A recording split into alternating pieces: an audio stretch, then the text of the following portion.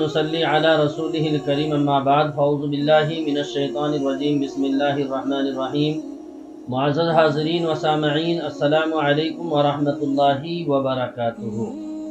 मोहतरम बुज़ुर्ग और दोस्तों, आज हम एक मसले की तरफ बात करेंगे और जो है उसको कैसे सॉल्व किया जाए। बहुत सारे लोग इस परेशानी में मुब्तला रहते हैं, और वो है किसी को दिया हुआ पैसा वापस लेना। यानी किसी को कर्ज दिया है और सामने वाला दे नहीं रहा है, अब उसको किस तरीके से वापस लिया जाए। हालांकि हदीस पाक में आता है कि कर्ज जो है एक इतनी बड़ी चीज़ है कि अल्लाह के नबी सल्लल्लाहु अलैहि वसल्लम के पास जब जनाजा लाया जाता था तो आप सबसे पहले पूछते थे कि इसके ज़िम्मे किसी का कर्ज तो नहीं है। अगर उसके ज़िम्मे किसी का कर्ज होता तो अगर आपके पास होता तो आप उसको अदा फरमाते, या सहाबा इकराम से फरमाते तुम में से है कोई इसका कर्ज अदा कर दे। नहीं तो अल्लाह के नबी सल्लल्लाहु अलैहि वसल्लम सहाबा इकराम से फरमाते कि तुम इसके जनाजे की नमाज पढ़ लो। अब मेरे बुजुर्गों, अब हम सोचें कि देखो कितना सख्त मामला है कर्ज का, कि अल्लाह के नबी सल्लल्लाहु अलैहि वसल्लम उसकी जनाजे की नमाज तक नहीं पढ़ा रहे हैं और सहाबा से कह देते कि तुम पढ़ लो। तो मेरे भाई, आज हमने इसको एक जो है ना बिल्कुल मामूली सा खेल समझ लिया है। अरबी का एक मुहावरा है, अल कर्ज़ु मिक़राज़ुल महब्बा।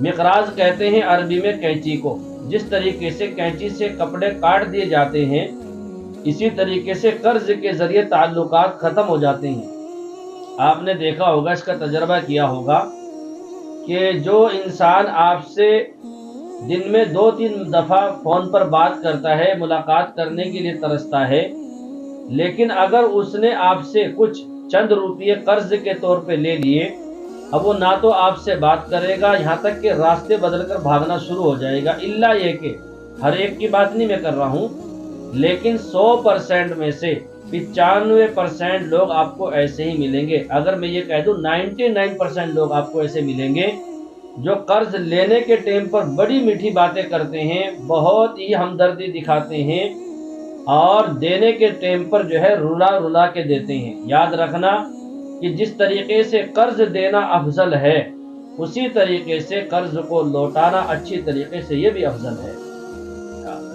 मेरे बुजुर्गों, अगर हम किसी से कर्ज लें तो उसको हम अच्छाई के साथ अहसन तरीके से अदा करें। बेहतर तो ये है कि हम कर्ज लौटाते वक्त कोई तोहफा दें हदिये के तौर पर, ताकि सामने वाला भी खुशी महसूस करे और कभी ज़रूरत पड़े तो आधी रात हमको देने के लिए तैयार हो जाए।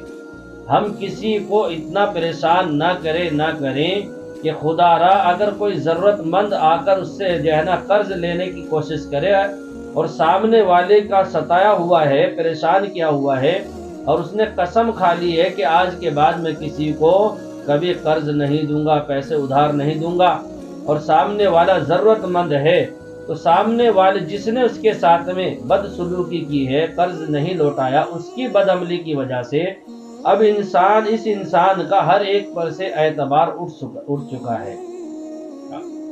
हम इतना ना सताएं सामने वाले को कि सामने वाला अपना पैसा देने के बाद अब मांगने के लिए बेचारा दर दर तेरे यहाँ घर पे चक्कर काटता फिरे।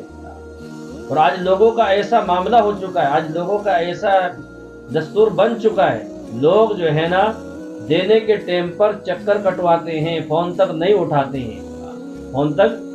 उठाते हैं। तो मेरे प्यारो, याद रखना कि हम अगर किसी से कोई चीज़ उधार लेते हैं कर्ज के तौर पर, हम उसको अच्छी तरीके से लौटाएं, सामने वाले का दिल ना दुखाएं।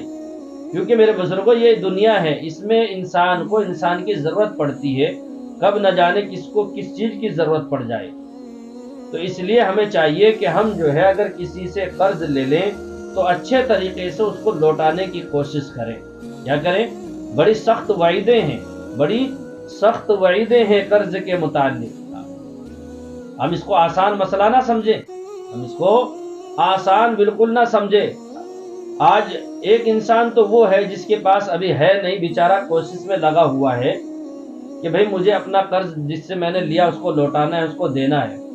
और कुछ ऐसे लोग भी मिलेंगे जिनके पास होते हुए भी वो लोग जो है लौटाने का नाम नहीं लेते हैं, लौटाने का نام نہیں لیتے ہیں۔ ایک ساتھی نے مجھے کل فون کیا، کہنے لگا کہ مولانا صاحب میرے ایک شخص پر، حالانکہ وہ رشتہ دار ہے، 2 لاکھ روپے ہیں اور تقریباً 5-6 سال ہو گئے ہیں، صرف یہ کہتا ہے دوں گا دوں گا دوں گا، بس دیتا ہوں اگلے مہینے، دوسرے مہینے۔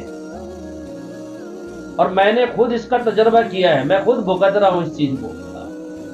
تو میرے بھائی ہمیں چاہیے کہ جو ہے نا ہم اچھے طریقے سے لین دین اپنے معاملات کو صحیح رکھیں۔ اس لیے ایک بات یاد رکھنا، جب انسان کا ایمان کمزور ہوتا ہے نا، ایمان جب کمزور ہوگا تو سب سے پہلے اس کے معاملات میں گڑبڑ ہوگی، اس کے معاملات ڈگمگائیں گے، معاملات صحیح نہیں رہیں گے، اور جب معاملات صحیح نہیں رہیں گے تو پھر لوگ اس کے قریب بھی نہیں آئیں گے۔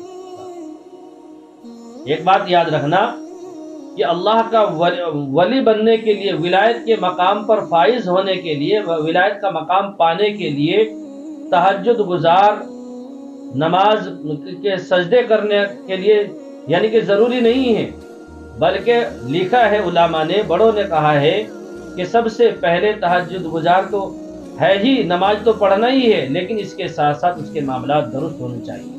اگر معاملات صحیح نہیں ہیں، چاہے کتنے بڑا حاجی نمازی رہنے دو، میرے بزرگوں کوئی عبادت اس کی قابل قبول نہیں ہے۔ اگر لوگوں کے ساتھ اس کا جو ہے نا اٹھنا بیٹھنا، لین دین صحیح نہیں ہے، چاہے کتنی بھی نمازیں پڑھتا رہے، رات دن سجدے میں پڑا رہے، کوئی معنی نہیں رکھتا اس کا سجدے کرنا، نماز پڑھنا۔ تو اس لیے میرے بزرگوں جو ہے نا، آج میں آپ کو ایک ایسا عمل بتا رہا ہوں کہ اگر آپ کا کسی کے پاس پیسہ پھنسا ہوا ہے اور سامنے والا دینے کا نام نہیں لے رہا ہے، بس آج کل ٹالتا رہتا ہے، تو اس کے لیے آپ اس عمل کو کر لیجیے۔ افسوس ہوتا ہے کہ خود کا پیسہ دینے کے بعد پھر انسان کو جو ہے نا بھیک کی طرح مانگنا پڑتا ہے کہ بھائی میرے پیسے دے دو، 10 چکر کاٹنے پڑتے ہیں اور پھر اس کو وظائف کرنے پڑتے ہیں، اے اللہ میرا پیسہ دلوا دے، یعنی کہ دینے کے بعد وظیفے پڑھنے پڑ رہے اس کو۔ تو اگر کسی کی کوئی رقم کسی کے پاس پھنسی ہوئی ہے تو آج سے میری اس بات پر عمل کر لیجئے، انشاءاللہ اللہ تبارک و تعالی سامنے والے کے دل میں رحم ڈال دے گا، اس کے دل کے اندر محبت ڈال دے گا، اس کے دل میں اللہ اپنا خوف ڈال دے گا، تاکہ اس کے دل میں ڈر پیدا ہو جائے کہ بھائی میں نے فلاں کا پیسہ لیا ہے، اس کو دینا ہے، نہیں تو کل قیامت کے دن میری پکڑ ہونے والی ہے، مجھے اللہ کے سامنے کھڑا ہونا ہے۔ کیونکہ جب انسان کے دل و دماغ سے اللہ کا خوف، اللہ کی پکڑ کا خوف نکل جاتا ہے نا، پھر انسان جو ہے نا ان تمام چیزوں کو بھول جاتا ہے۔ جس کے دل میں اللہ کا خوف ہوگا، ڈر ہوگا، وہ کبھی اس طریقے سے لوگوں کو پریشان نہیں کرے گا، بلکہ وہ تو یہ چاہے گا کہ بھائی میرا فلاں بھائی میرے کام آیا ہے، مجھے اس کے پیسے اچھی طریقے سے لوٹا دینے چاہیے۔ تو آپ کو کیا کرنا ہے، 11 مرتبہ شروع میں درود ابراہیم پڑھنا ہے اور آخر میں 11 مرتبہ درود ابراہیم پڑھنا ہے۔ بہتر یہ ہے کہ آپ مغرب کی نماز کے وقت پڑھنے کے بعد اس عمل کو شروع کیجئے، یا پھر عشاء کی نماز کے بعد اس عمل کو شروع کر لیجئے۔ بلا ناغا آپ کو 7 دن پڑھنا ہے۔ 7 دن میں اگر مسئلہ سولو ہوتا ہوا نظر نہیں آیا تو اور 7 دن کا اضافہ کرنا ہے، اس کے بعد اگر نہیں ہوا تو پھر 7 دن کا اور اضافہ کرنا ہے، یعنی 21 دن کا کل عمل ہے یہ۔ اور انشاءاللہ اتنا جامع اور مجرب عمل ہے کہ جس نے صحیح طریقے سے کیا، کامل یقین کے ساتھ، دل جمی کے ساتھ، یکسوئی کے ساتھ کیا ہے، اللہ نے ان کے مرادوں کو پورا کیا ہے، ان کا پیسہ منٹوں میں نکل گیا ہے۔ جو نہیں سامنے والا سالوں سے رگڑا رہا تھا، سالوں سے پیچھے پیچھے گھما رہا تھا، یہ عمل کرنے کے بعد اللہ نے اس کے دل میں ایسا خوف ڈالا، ایسا رحم، ایسی محبت ڈال دی کہ اس نے سامنے والے کے پیسے دینا شروع کر دیا ہے۔